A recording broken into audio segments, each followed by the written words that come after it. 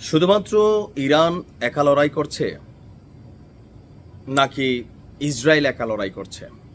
Basically Iran একা লড়াই করছে। রাশিয়া এবং চীনের যেই তথ্যগুলো ইসরায়েলি গণমাধ্যমগুলো বলছে সত্যও হতে পারে, আবার মিথ্যাও হতে পারে।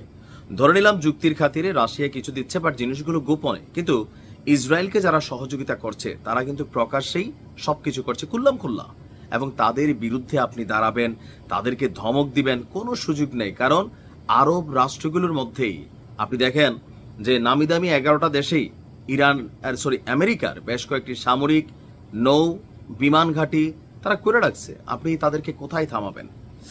দর্শক, এর মধ্যেও ইরানের হাতে একটা ট্রাম্প কার্ড আছে। আবার সেই ট্রাম্প কার্ড খেলার সিদ্ধান্ত নিতে যাচ্ছে ইরান। একটাই কারণ, এই যে পশ্চিমারা জাতিসংঘে মিটিং করতেছে, পরমাণু সংস্থা মিটিং করতেছে, ওমকলারা মিটিং করতেছে, বিমান বাজাইয়া বাজাইয়া কেউ আসতেছে, মানে এখানে আইসা চা বিস্কুট খাচ্ছে, পৃথিবীর প্রেসগুলোর সামনে আসতেছে, কেউ কেউ বলতেছে এই যুদ্ধ কালকেই থামাই ফেলবো, এই যুদ্ধ রাইতে রাইতে বন্ধ করে দিব। মানে এক একজনের মতন নিজের দেশের জনগণের সামনে, দুনিয়ার সামনে গলাবাজি করতেছে। কিন্তু আদৌ কি কোনো কাজে দিচ্ছে? লড়াইটা সবাই ইরানের বিরুদ্ধেই লড়ছে।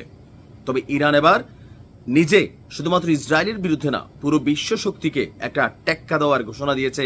তবে এই ঘোষণাটা বা এই সিদ্ধান্ত যদি বাস্তবিকে নিয়েই নেয়, হিতে বিপরীত হইতে পারে। তবে এখন সবই বিপরীত হচ্ছে, আল্লাহ ভালো জানে। এখন আলোচনায় উঠে এসেছে, আপনারা সকলেই জানেন যে ইরানের যে ট্রাম্প কার্ড, সেই ট্রাম্প কার্ড হচ্ছে কোনটা? হরমুজ প্রণালী। নিশ্চয়ই বুঝতে পারছেন যে ইরান এই হরমুজ প্রণালীকে বন্ধ করে দেওয়ার হুমকি দিয়েছে। এটি এখন বিশ্বজুড়ে আলোচনার কেন্দ্র।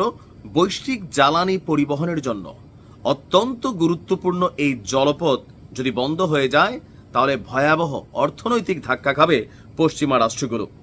ন্যাশনাল ইরানিয়ান আমেরিকান কাউন্সিলের প্রেসিডেন্ট জামাল আবদি এই হুমকিকে ইরানের ট্রাম্প কার্ড হিসাবেই দেখছেন। আল জাজিরাকে এক সাক্ষাৎকারে জামাল আবদি বলছেন, এটি প্রতিরোধের একটি প্রধান রূপ হতে পারে।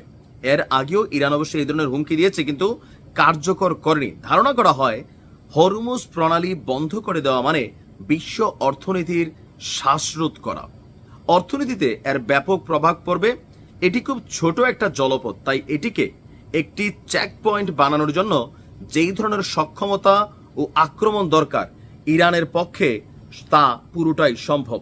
এখন আপনারা অনেকেই হরমুজ প্রণালী সম্পর্কে জানেন যে হরমুজ প্রণালী হচ্ছে আপনার এই যে সমুদ্র পথ দিয়ে, বিশেষ করে তেলের যে চালানগুলো আছে, সারা পৃথিবীতে যে চালানগুলো যায়, ইরানের ছোট্ট একটা জায়গাকে তাদের অতিক্রম করতে হয়। আর এই হরমুজ প্রণালী দিয়া মোটামুটি পৃথিবীর বাণিজ্যগুলোর বা তেল রপ্তানির 80% এই পথকে অনুসরণ করে যেতে হয়।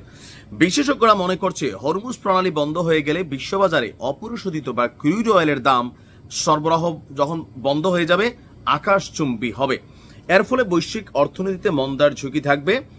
আর হরমুজ প্রণালী বন্ধে এটাকে কেউ কেউ ভাবছে যে কৌশলগত চাল, এর মাধ্যমে তারা আঞ্চলিক সংঘাতের গতিপথও পরিবর্তন করতে চাচ্ছে।